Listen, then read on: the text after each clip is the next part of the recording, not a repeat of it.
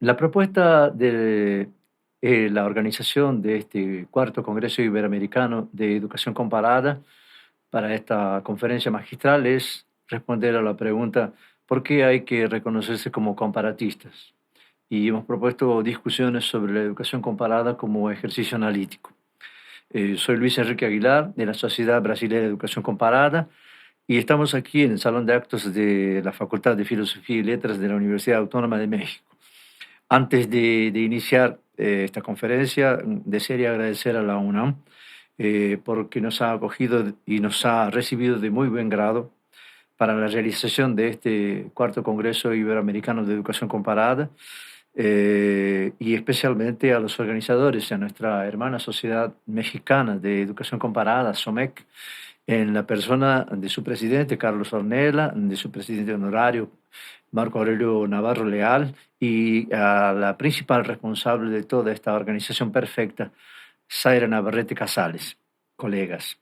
A todas y todos los que han trabajado para que estemos aquí en número y calidad realizando este Congreso de la Sociedad de Investigadores y de docentes, de alumnos y de interesados en el ejercicio de comparar.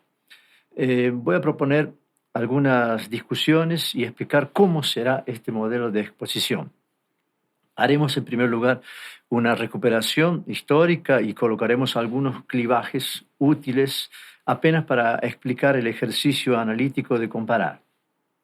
Comenzaré diciendo que por algunos motivos bastante obvios, muy homogéneos por cierto, o casi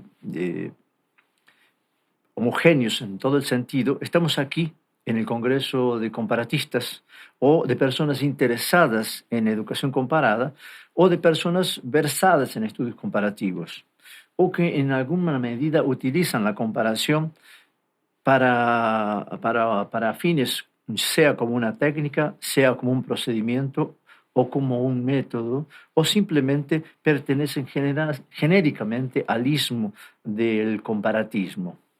Y la pregunta surge inmediatamente. ¿Cómo nos reconocemos? ¿Cómo reconocemos un comparatista o cómo nos reconocemos como comparatistas? Y desde el lunes 25 de septiembre, cuando iniciamos los trabajos del Congreso Iberoamericano, hasta hoy hemos estado pensando formas de comparación. Todos los trabajos se refieren a este ejercicio de comparar, pero desde las más diversas perspectivas. Si nos miramos desde cada una de nuestras interacciones más simples, casi con seguridad, ocurre aquello que es el reconocimiento de nosotros mismos a través de los otros con los cuales interactuamos. Y esto no lo digo yo, lo dice María Ciabata Franco, una comparatista brasileña muy fértil, que en 1990 ya había escrito y conseguí ese escrito en una máquina de escribir, que tal vez hoy muchos no conozcan lo que es una máquina de escribir, y había un texto fundacional para la educación comparada, que es cuando nosotros somos el otro, y a propósito de estudiar una investigación que ella desarrolló sobre trabajadores mexicanos, brasileños e italianos, que se cualificaban y tenían un dilema de cualificarse y adecuarse a la reestructuración productiva. Sin duda, una perspectiva antropológica de las ciencias sociales también, de la ciencia política, y había un ejercicio analítico de comprender su problema de investigación, que es muy importante porque, o sea, entender desde una perspectiva multidisciplinar una cuestión que ella llama del otro, o sea, que en verdad es un ejercicio de deslocamiento, de muchísimo valor para un comparatista. Los viajantes eternamente, desde siempre, han hecho eso y nosotros que estamos aquí en este Congreso, mirándonos y reconociéndonos, estamos pensando una vez más en la cuestión del otro. Y he propuesto para este momento algunas recuperaciones históricas y algunos clivajes, como dije, en la historia brasileira, en la historia de Brasil, de la educación brasileira, para escoger algunos íconos que nos ayudarían a indagar en la historia de la educación sobre lo que es ser comparatista. En primer lugar, nos situaríamos, por ejemplo, en la famosa década de los años 1880, o sea, donde Brasil aparece un personaje increíble, como es la figura de Rui Barbosa, un intelectual, un diputado, un intelectual brasileño. En Argentina, al mismo tiempo, simultáneamente, en 1880, Domingo Faustino Sarmiento y toda esa generación de los años 80 que puede considerarse una generación de comparatistas por su ejercicio de comparar el país con otros, ¿no? Esa perspectiva de mirar cotidianamente sus países desde la perspectiva externa, desde Europa, desde los Estados Unidos, 1880. Y este es un punto importante que tuvimos que reconocer en un movimiento del otro. Nosotros estábamos aquí mirando a los otros en Europa, en Estados Unidos, mirando otros sistemas educacionales y es posible, como diría eh, Enrique Dussel, un intelectual notable de esta casa de estudios y que homenajeamos en este momento, diría sin ningún tipo de dudas y con razón justa que esto es exactamente una perspectiva colonial, ¿no? La perspectiva de una generación de los años 80 que puede ser considerada colonial porque miraban otros sistemas educativos de Argentina, de Brasil, su organización y su formulación desde una fuerte influencia eurocéntrica y también obviamente del sistema estadounidense. Pero lo que hay que decir es que es importante es notar una línea de tiempo que se extiende desde América hasta Europa en los años 1880. Porque Jules Ferry, en ese mismo año, era ministro de Educación de Francia y procuraba una ley orgánica para organizar la educación de su país. Su director de educación era nada más ni nada menos que Ferdinand Buisson, que Rui Barbosa tradujo del francés al portugués en una tentativa de mirar el sistema educacional y la constitución del sistema educacional brasileiro desde otros sistemas educativos. Y este movimiento es un análisis comparativo que viene desde la historia. Y es muy importante entenderlo porque nos parece, como dice Jürgen River, esta es una forma de reconciliación indispensable entre la educación y la historia, entre la educación comparada y la historia. Hecho el rescate de Rui Barbosa, un brasilero notable, nos permitiría entender, por ejemplo, varias tesis que, como la de María Elena Cámara Bastos, que tiene esta investigación tan notable sobre la trayectoria de Ferdinand Buisson, cuando recuerda las pistas y vestigios y señales de las ideas pedagógicas que se diseminaron en Brasil. Y para entender esto, sin duda, tenemos que entender la figura de Rui Barbosa, cómo miraba y cómo analizaba el sistema educacional brasilero a lo que vendría a ser posteriormente la perspectiva de Buisson, importante pensador para la educación. ¿Y de dónde se nos ocurre comparar sistemas? Porque estamos comparando sistemas educacionales.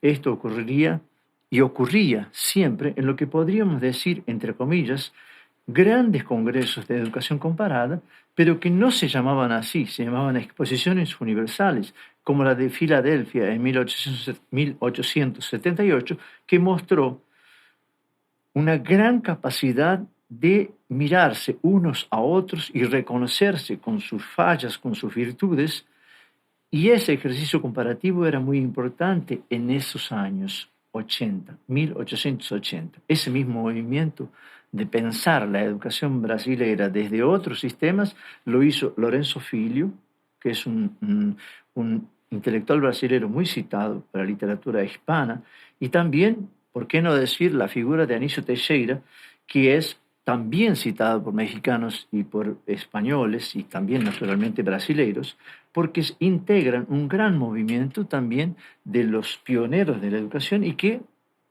imaginaban la construcción de un sistema educacional sobre influencia de corrientes que en algún momento podríamos decir hegemónicas sobre la construcción de los sistemas educacionales.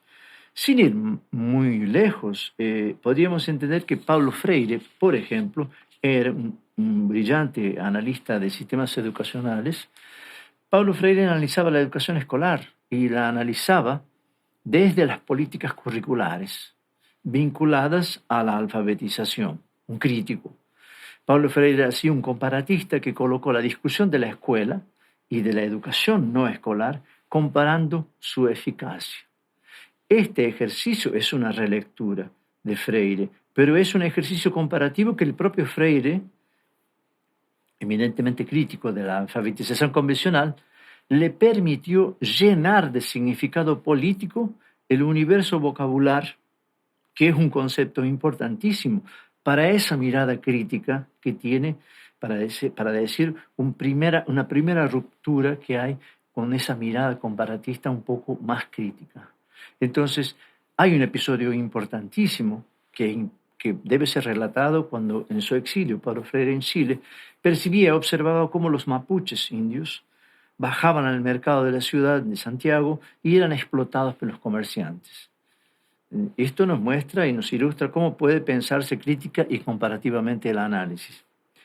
Freire dice, los están explotando, entonces le están produciendo daño a esas personas que vienen y traen sus cosas y eran engañados al venderlas. Entonces, porque no entendían español, Freire dice, vamos a enseñarles español. Y Isabel Hernández dice, no es posible cambiarles la lengua. Y Freire dice, no, tenemos que enseñarles para que no sean explotados. Y la primera palabra que deben aprender es esa justamente, explotar. Y la palabra explotar se incorpora a un universo vocabular y le da un sentido político y crítico. Esta, su interlocutora dice, esto no es posible porque la alfabetización convencional se da a través de las vocales A, E, I, O, U. Y dice, no, vamos a llenar de significado a la palabra explotar para que eso se llene en su cotidiano de una nueva significación y la construcción de un nuevo universo vocabular. Y en este punto del análisis, debe considerarse eminentemente crítica de un comparatista como Freire, que discutía políticas de alfabetización y políticas curriculares, ¿no? Esto hay que mirarlo como un ensayo, como una relectura de estos íconos que estoy proponiendo a todos ustedes y que hemos escogido para esta discusión. Otro brasilero importante después de Freire, una figura trascendental para nuestra historia de la educación, ilustre y vivo, es un analista de política educativa, de Merval Saviani, pero que ha leído desde la historia, desde el proceso político, la elaboración de leyes orgánicas en Brasil. Las leyes orgánicas de la educación en Brasil, no obstante, en su tesis doctoral en 1971, Saviani criticara fuertemente el uso y la existencia de un sistema educacional brasileiro, pero como Freire, esto es una construcción mejorada desde la perspectiva del análisis crítico, porque en este análisis comparativo, Saviani nos permite no solo entender, sino que nos da un gran aporte que viene desde la pedagogía crítica. Discutir críticamente las ideas pedagógicas, la educación burguesa y su concepción también para discutir las promesas de transformación, por ejemplo, de la escuela nueva. Pero sobre todo nos da a nosotros, los comparatistas, una lección importante de cómo se debe hacer esto. En su libro Escuela y Democracia, que tiene 42 ediciones, es un libro fundamental para comprender no apenas lo que él llama, al explicitar las contradicciones desde la historia, y nos explica las concepciones pedagógicas que vienen desarrollándose a lo largo de la historia. Y hay un punto importante que tiene que ver con la lectura crítica. Esto lo hace desde Marx y lo coloca como un punto importante para discutir metodológicamente la comprensión del análisis. Cuando analiza el movimiento que va desde lo concreto, de las impresiones inmediatas hasta la abstracción, Saviani nos dice esto es fundamental metodológicamente, porque es desde la abstracción donde volvemos a lo concreto para reinterpretar la realidad. Pero ¿qué tenemos en el medio de esto? En el medio de esto tenemos la cuestión empírica, o sea, una cuestión caótica, como dice Saviani, y él nos da una cuestión todavía más importante. Debemos pensar esta cuestión de lo empírico, pero también pensemos desde la historia comparando. Creo que él nos convida a un ejercicio comparativo que tiene que ver cómo Saviani trabaja con la periodización, que es una fuente indispensable y se aproxima de esta manera a otros investigadores como Teda Skopol, que trabajó fuertemente desde el método comparativo histórico. Dejemos un momento a Saviani y la cuestión de la empiría para ir a otro, para retomarlo posteriormente, otro brasileiro que nos deja una contribución importante al análisis comparativo. Desde el punto de vista de la sociología, Ottavio Ianni nos auxilia y nos da algo importantísimo para comprender el sentido del método. En 1990, cuando publica su libro Teorías de la Globalización, él nos dice, estamos en un punto importante de la historia del conocimiento. Había ocurrido que la globalización se había convertido no apenas en un concepto, sino en un nuevo paradigma de las ciencias sociales. Y agrega todavía mejor, el método es el método comparativo. El método de este paradigma nuevo de las ciencias sociales es el método comparativo, y lo cual es un presente, un regalo para los comparatistas. No apenas la globalización se ha constituido en un nuevo paradigma, como también hay una matriz de análisis comparativa a respetar y a estudiar. Ese sismo, ese terremoto metodológico que provoca la globalización, nos llevó a entender en profundidad el sentido de lo empírico, o sea, como esencial al método. Y es muy importante entender esta cuestión de lo empírico para crecer encima de interpretaciones cada vez más complejas y más completas. Por este motivo nos pareció importante eh, venir con estos autores brasileiros y dialogar con la escuela italiana de las ciencias sociales que trabajan específicamente el método comparativo en las ciencias sociales. Me refiero a la obra de Giovanni Sartori y Leonardo Morlino, un libro importantísimo que se llama La comparación en ciencias sociales y trae contribuciones fundamentales. Una de ellas son los más importantes antecedentes de sistematizaciones metodológicas para el análisis comparativo que se ha hecho para nuestro campo de trabajo. Y ahí hay una figura fundamental que es la figura de Stefano Bartolini, y un investigador italiano que sintetiza desde el campo de la sociología y de la historia y sintetiza un conjunto de datos que él llama de matriz de datos. O sea, la matriz de datos de Bartolini durante un tiempo nos llamó la atención por incluir la variable temporal, la variable espacial, comparar tiempo y espacio indispensablemente, combinando dimensiones con unidades de análisis temporales, con comparación sincrónica, con desarrollo de estudios de caso, identificando tendencias y sobre todo manejando la sincronía y la asincronía, y nos dice algo fundamental que viene de este análisis que estamos haciendo en clivajes. Él nos dice, para toda esta matriz de datos es necesario una gran teoría. O sea, necesitamos pensar una gran teoría que nos ayude a interpretar estos datos. Y creo que esta trayectoria de investigadores que trabajamos se da de un modo muy diverso, y esa gran teoría nos traerá riqueza y color para mejorar las interpretaciones. Este cuidado que tenemos que tener con las unidades de análisis, con las unidades temporales, permiten un mejor tratamiento de los estudios, como él llama, también de los estudios transversales o cross-sectorial, como se dice en inglés. Si pensamos en esta complejidad, nosotros en el Laboratorio de Política Pública y Planeamiento de Unicamp, trabajamos fundamentalmente esta matriz de Stefano Bartolini para convertirla en algo parecido a este cubo, que es el cubo de Mark Bray. Mark Bray nos trae una gran construcción teórico-metodológica sobre los abordajes comparativos. De Bartolini a Mark Bray hay un grado de evolución y de perfección en la construcción de matrices de análisis.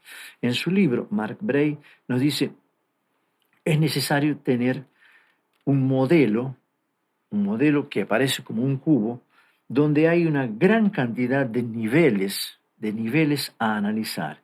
Esta transformación que podemos ver de complejidad entre Bartolini y Bray es la misma transformación que se puede verificar de George Veriday en su esquema clásico y tradicional de comparación a los grandes avances de Ferran Ferrer sobre el mismo modelo de Veriday. Esto nos parece fundamental porque cuando Veriday, por ejemplo, pensaba el clásico modelo de 4 etapas de describir, hacer juxtaposiciones, interpretar y hacer la comparación propiamente dicha, Ferran Ferrer adensó brillantemente estas 4 etapas para convertirlas en 6, que constituyen una contribución importante desde el punto de vista analítico. Mark Bray, y de la misma manera con Bartolini, construye una matriz de análisis de múltiples niveles: mundo, regiones, estados, redes, escuelas, alumnos. Esto adensó fuertemente el ejercicio analítico. ¿Cómo mejoró exactamente las matrices de datos de la Escuela Italiana de Ciencias Sociales? La educación considerada desde este punto de vista por Mark Bray nos muestra diversidad y multiplicidad de niveles de análisis. Y es un desafío analítico para todos los comparatistas. Y finalmente, el último intelectual y ícono que hemos reservado en esta pasaje muy rápida es la figura de Luis Bonilla Molina, venezolano, que retoma la idea del cubo, pero no lo hace en función de la discusión de Mark Bray apenas. Discute como un modelo de la calidad de la educación y produce también un sismo metodológico en el cuadro, en el cubo de Mark Bray, porque resignifica el modelo desde la perspectiva que podríamos decir, de lo incremental. ¿Y cuál es la novedad que trae? Es que Bonilla introduce el concepto de geopolítica, que es exactamente esto: convertir el cuadro en una lectura geopolítica de todos y cada uno de los niveles de Bray. ¿Por qué? Porque justamente a partir de esto que ha caracterizado la contribución de Luis Bonilla Molina, es que la otra mirada es un concepto fundamental y crítico, tanto como Freire como Dussel, porque nos convida a leer los fenómenos y los procesos educativos más allá del modelo convencional e introduce en alguna medida un cambio en la lectura del cubo y resignifica cada una de las unidades de análisis.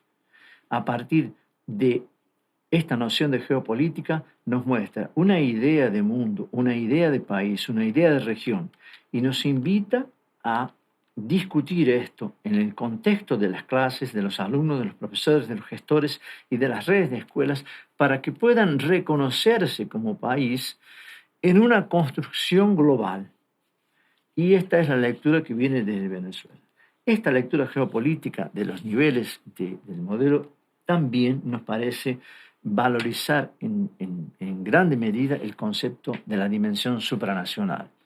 El modelo de discusión de la calidad, el cubo de discusión de la calidad de Luis Bonilla Molina, potencializa el análisis de la dimensión supranacional. Y esto tiene mucho sentido cuando discutimos, por ejemplo, la importancia de los relatorios, de los informes de OCDE, cuando eminentemente de modo comparativo y de análisis comparativo nos propone, por ejemplo, si imaginamos en esta conferencia que está finalizando, discutir el aprendizaje y el desempeño de los niños de 9 años en Alemania, en Chile, en Singapur, en Siria y en Venezuela. ¿Qué podríamos decir a propósito de los datos de OCDE? Que tienen naturalmente un ranking de estos países. Tendríamos que resignificarlos desde el punto de vista del análisis crítico, porque Alemania, que tiene un sistema educacional de los más importantes, en este momento enfrenta serios problemas de educación municipal. A nivel municipal, producto de la migración. Municipal, producto de la migración. O sea, nos encontramos con un problema que Europa tiene en este momento, ¿no? Las migraciones vienen de Oriente Medio, vienen de África, vienen de Sudamérica y crían un problema en el sistema educacional inmediato, la migración y el sistema municipal. Chile es un país que ha vivido durante más de 30 años un debate importante sobre la educación y a lo largo de todas estas décadas se ha convertido en un modelo del neoliberalismo, pero ha perdido la dimensión pública de la educación. Y esto debe decirse desde la OCDE, porque hoy los chilenos se preocupan seriamente por el significado de la educación pública. Y Singapur, que es el país más importante y sus alumnos son los más importantes del pensamiento matemático, están seriamente preocupados con el vaciamiento que hay de otras áreas de formación general. Y sus niños necesitan justamente esa capacidad de diversificar su formación. Siria, un país petrolero que vive más de 10 años sobre efectos de guerras, ¿dónde estudian sus niños? ¿Dónde estudian los niños sirios? En lugares subterráneos o la mayor parte del año no tienen clases. ¿Qué significa esto? Que no es posible apenas hacer un análisis cuantitativo si no lo remitimos a un análisis geopolítico.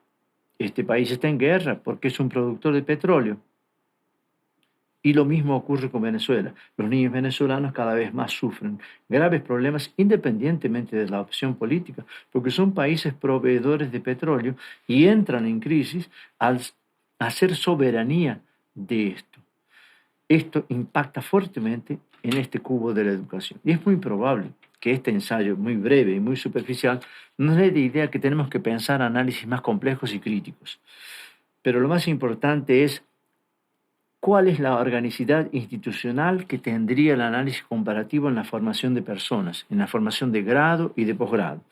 Esto, como lo dice Felicita Costas y Guillermo Ruiz en sus trabajos sobre las prácticas y formas de circulación del trabajo y del conocimiento en educación comparada, también lo ha dicho Luis Miguel Lázaro Lorente, es necesario, si se permite el verbo, curricularizar la formación de analistas comparatistas para que lo tengamos esto desde una dimensión institucional. De esta manera creo que la formación debe hacerse desde la universidad, desde la docencia, desde la investigación, desde las publicaciones de las revistas científicas, porque creo que de esta manera, de este modo institucional, estaremos ayudando a mejorar la formación del análisis comparativo. Muchísimas gracias.